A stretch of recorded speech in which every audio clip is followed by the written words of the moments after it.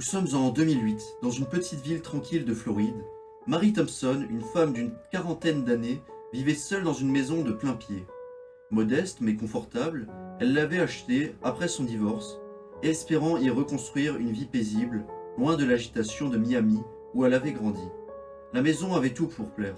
Un porche fleuri, des volets blancs, un petit jardin soigné, et un grand grenier qu'elle n'utilisait presque jamais. Elle y montait rarement, une fois par an, tout au plus, pour ranger les décorations de Noël ou quelques cartons d'affaires anciennes. C'était une maison typique de banlieue américaine. Les enfants jouaient dans la rue, les voisins faisaient des barbecues le week-end. Rien d'extraordinaire, du moins en apparence. Tout a commencé par des détails si minuscules que Marie n'y a d'abord pas prêté attention. Un matin, en ouvrant son réfrigérateur, elle remarque que le jus d'orange est presque vide. Pourtant, elle est certaine de n'avoir bu qu'un verre la veille. Elle fronce les sourcils, hausse les épaules, et se dit qu'elle a dû se tromper. Quelques jours plus tard, c'est un sandwich préparé la veille qui disparaît. Elle fouille la cuisine, vérifie le frigo 2 fois, rien. Peut-être qu'elle l'a oublié quelque part. Peut-être que Whisper, son chat, l'a fait tomber. Mais non, pas de miettes, pas de traces. Les jours passent et les anomalies s'accumulent. Des boîtes de céréales entamées, des canettes de soda ouvertes laissées sur le comptoir, la télé qui n'est pas sur la bonne chaîne le matin, et parfois des objets déplacés, des choses qu'elle sait ne pas avoir touchées. Marie essaie de se convaincre qu'il n'y a rien d'inquiétant, mais quelque chose cloche. Chaque soir, quand elle rentre du travail, elle ressent un léger malaise, une sensation étrange comme si quelqu'un était là, juste avant qu'elle n'entre. Le doute s'installe, les semaines passent et la tension monte. Marie commence à douter d'elle-même, elle note sur un carnet ce qu'elle mange, ferme les portes à double tour, vérifie les fenêtres avant de se coucher. Mais chaque matin, une nouvelle preuve de l'inexplicable l'attend. Un tiroir entrouvert, une lumière restée allumée, une serviette déplacée dans la salle de bain. Un soir, alors qu'elle rentre du travail, elle trouve le couvercle de la boîte à biscuits entrouvert. Whisper, son chat, est recroquevillé dans un coin, les oreilles couchées, fixant le plafond. Ce comportement étrange la met mal à l'aise. Le lendemain, elle en parle à son amie Karen autour d'un café. Son amie lui conseille fortement d'installer une caméra de surveillance dans son logis. Les jours suivants sont interminables. Marie dort mal, se réveille souvent en sursaut. Elle croit entendre des bruits de pas, un plancher qui craque, un souffle au-dessus de sa chambre.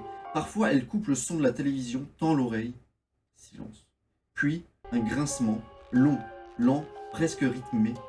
Elle se persuade qu'il s'agit d'un animal, un raton laveur ou un écureuil coincé dans le grenier. Mais certaines nuits, les bruits semblent humains, trop lourds, trop réguliers. Un soir, alors qu'elle est allongée dans son lit, elle croit entendre un bruit de pas juste au-dessus d'elle. Whisper se redresse soudain, les yeux fixés sur le plafond. Marie allume la lumière d'un geste brusque. Le bruit cesse. Au matin, elle appelle un exterminateur qui inspecte le grenier sans rien trouver. Marie reste perplexe. Alors quoi? Où? Qui fait ce bruit? Cette nuit-là, Marie ne ferme presque pas l'œil. Le lendemain, après le travail, elle se rend dans un magasin d'électronique et achète une petite caméra de surveillance.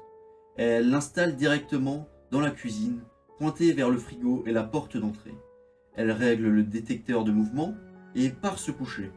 Le lendemain matin, encore du lait manquant. Le cœur battant, elle allume son ordinateur et lance la vidéo. Pendant des heures, rien. L'écran reste vide, la maison plongeait dans l'obscurité. Puis, à 2h43 du matin, quelque chose bouge. Une forme humaine se glisse dans le cadre. Un homme pieds nus descend lentement du plafond par la trappe du grenier. Son visage est à moitié dissimulé par la pénombre, mais Marie distingue des cheveux sales, un t-shirt déchiré, des gestes précautionneux. Il avance dans la cuisine comme s'il connaissait les lieux par cœur. Il ouvre le frigo, boit directement la bouteille, mange un sandwich, puis s'installe dans le salon pour regarder la télévision, le volume au minimum. Il reste là près de 1 heure, immobile, absorbé par les images, avant de remonter tranquillement par la trappe, sans un bruit, comme s'il n'avait jamais été là. Marie lâche un cri étouffé, ses mains tremblent, elle regarde encore et encore la vidéo, c'est réel, quelqu'un vit chez elle.